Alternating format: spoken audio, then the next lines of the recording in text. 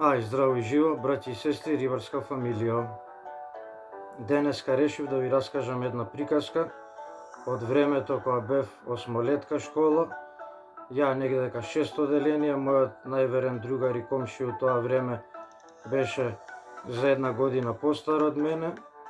и татко му возеше на ЈСП автобус и за овој месец му се погоди трасата да биде баш до Матка и назад и едно месец дена. Секој ден ја трасираше,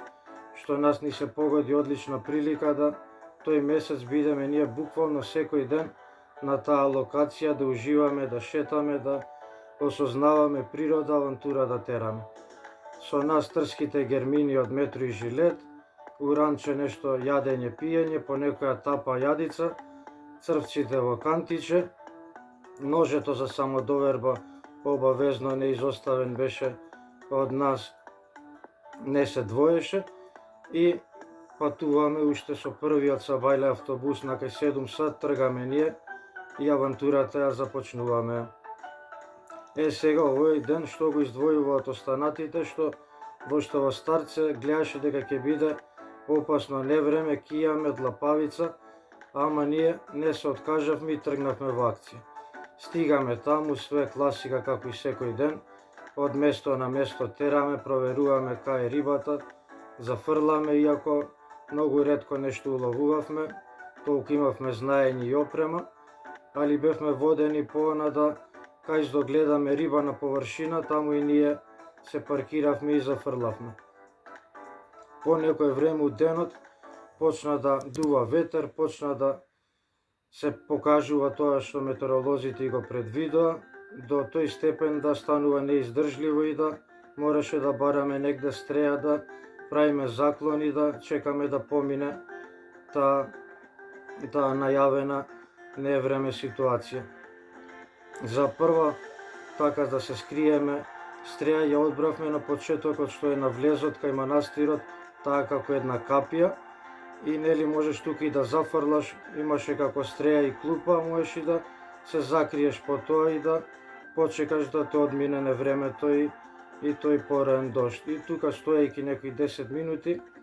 досадноста си го напри своето, ние како деци една минута, ние многу да ништо не правиме,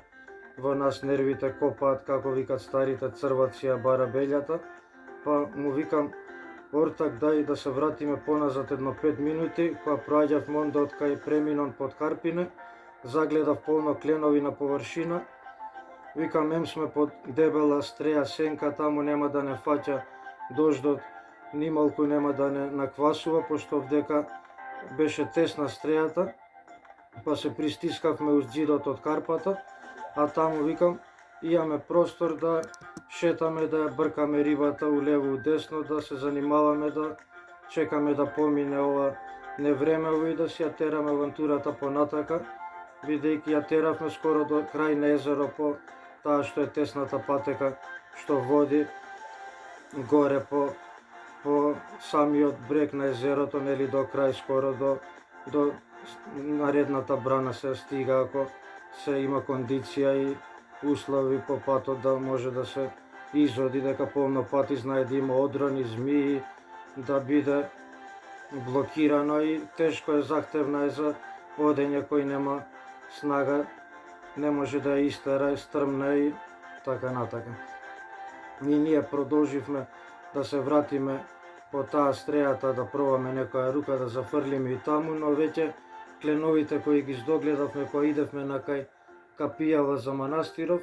беа избегани и немаше ништо на повидок, што се разочаравме веднаш и одлучивме одма да се вратиме назад, кај што првобитно се паркиравме и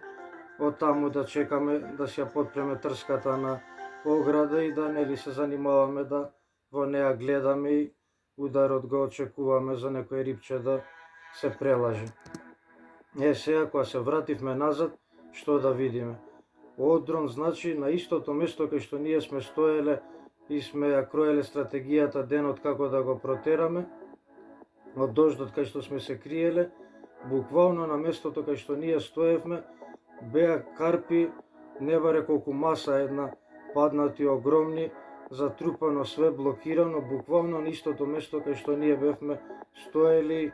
више све е јасно на кај води, приказкава дека толку ќе ни беше кариерата рибарска и животна, ќе останевме за навек таму, затрупани да не вадат како плескавица смачкани од по тој одрон, од по тие карпи и камења. Значи, како нека виша сила да ме натера, тачно у прав момент, у прав час, да кренам иницијатива и да натерам Ортаков да се повратиме на претходната локација,